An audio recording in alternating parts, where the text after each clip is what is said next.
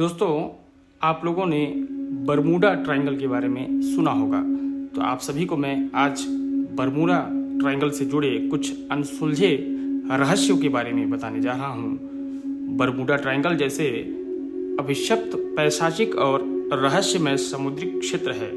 दुनिया में कई जगहों पर है ऐसा ही एक कुख्यात पैशाचिक समुद्री क्षेत्र मध्य जापान के समुद्री किनारे से थोड़ी दूर प्रशांत महासागर में है, जो एक सैकड़ों जहाज़ों को बड़े ही खतरनाक और रहस्यमय तरीके से निगल चुका है। प्रशांत महासागर का यह क्षेत्र काफ़ी अशांत है। अभी तक यहाँ इतनी भीषण दुर्घटनाएं हो चुकी हैं कि स्वयं जापान की सरकार ने इस पूरे क्षेत्र को प्रतिबंधित घोषित कर रखा है। बरमूडा ट्रायंगल की तरह यह क्षेत्र भी एक त्रिकोण के आकार का है, जो जापान से लेकर बोनिन आइलैंड और फिलीपींस समुद्र से काफ़ी हिस्से को घेरे हुए है। दोस्तों, आंकड़ों की माने तो इस समुद्री क्षेत्र की रहस्यमयी शक्तियाँ के कारनामे साल 2 साल या दशकों पुरानी नहीं, बल्कि शताब्दियों पहले यहाँ पैशाचिक हलचल शुरू हो गई थी। आज दुनिया इस क्षेत्र को प्रशांत महासागर के बरमूडा ट्रायंगल या द ट्रायंगल ऑफ बरमूडा के नाम से जानती है। सन 1955 में 9 जहाज़ों जापानी युद्धक जहाज, जिसमें कुछ मालवाहक जहाज भी थे, अचानक इस क्षेत्र से गायब हो गए। बिना कोई निशान छोड़े वो 9 जहाज इस दुनिया से गायब हो चुके थे।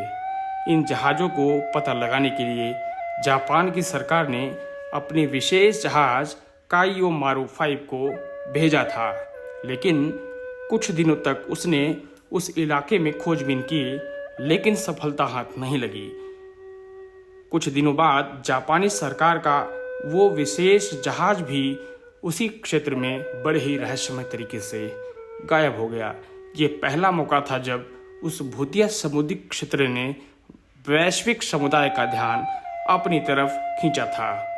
अपने 15 से 20 वर्षों में दर्जनों छोटी बड़ी नावों और जहाज़ों इसी पैशाचिक समुद्री क्षेत्र में रहस्यमय तरीके से समाते चले गए।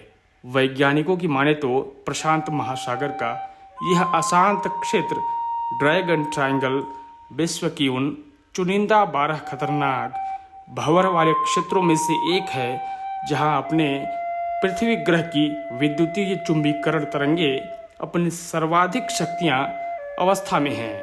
किसी और स्थान की तुलना में जापानी वैज्ञानिक का यह भी कहना है कि उस कथित समुद्री क्षेत्र में जाने पर वास्तविक दिशा उत्तर व पृथ्वी के चुंबकीय उत्तर का अजीब तरीके से एकीकरण हो जाता है, जिससे वहां पर सभी दिशाएं एक ही दिशा में मिलने हुई लगती है और दृश्य बड़ा ही भयावह हो जाता है।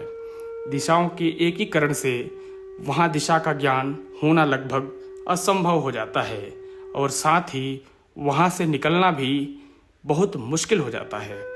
इस कुख्यात रहस्यमयी समुद्री क्षेत्र को ड्रैगन ट्रायंगल के नाम से बुलाते हैं। पीछे चीन देश का एक पौराणिक कथा है, जिसमें समंदर के नीचे रहने वाला एक भयानक ड्रैगन बड़े बड़े समुद्री जहाज़ों को उनके नाविक और यात्रियों समेत समंदर में खींच लेता था और उन मनुष्यों को खाकर अपनी भूख मिटाता था। ड्रैगन से संबंधित इस तरह की कहानियाँ वहाँ हजारों साल से प्रचलित हैं। यही वह वजह है कि आम बोलचाल की भाषा में वहाँ के लोग इसे ड्रैगन ट्रायंगल के नाम से बुलाते हैं। कहा जाता है कि मंगोल योद्धा कुबलई खान ने 13वीं शताब्दी में जब जापान पर आक्रमण करने की उसको जीतने की सोची, तो अपनी सेना के साथ वो इसी समुद्री क्षेत्र के आसपास से होते हुए गुजरा था। जैसा कि होना था, कुबलई खान ने अपने जीवन का भीषणतम त्रासदी देखी। प्रलयकारी मंजर था। 40,000 प्रशिक्षित और सुसज्जित सैनिकों के साथ उसके विशालकाय समुद्री युद्धपोत उसकी आंखों के सामने उसी भयावह समुद्र के आगोश में समा गई थी। उसके बाद 19वीं शताब्दी के प्रारंभ में गायब होने की ऐसी घटना घटी।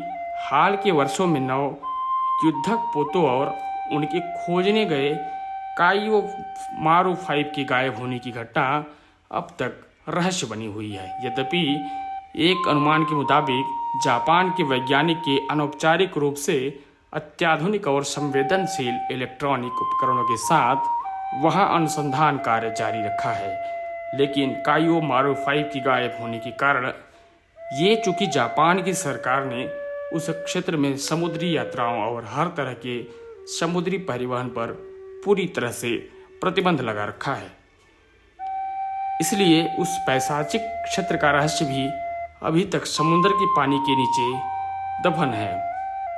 प्रशांत महासागर इस बरमूडा ट्रायंगल के बारे में वैज्ञानिक चाहे जो भी थ्योरी या अनुमान लगाएं, लेकिन पौराणिक रहस्यों के धुंध से घिरी इस जगह का सम्मोहन आज भी बरकरार है।